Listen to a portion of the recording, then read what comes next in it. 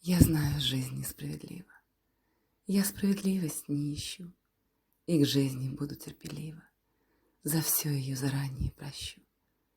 Мне бы понять, как быть с душою, с ее терзанием в ночи, остановить беседы все с собою, сказав так резко мозгу: замолчи.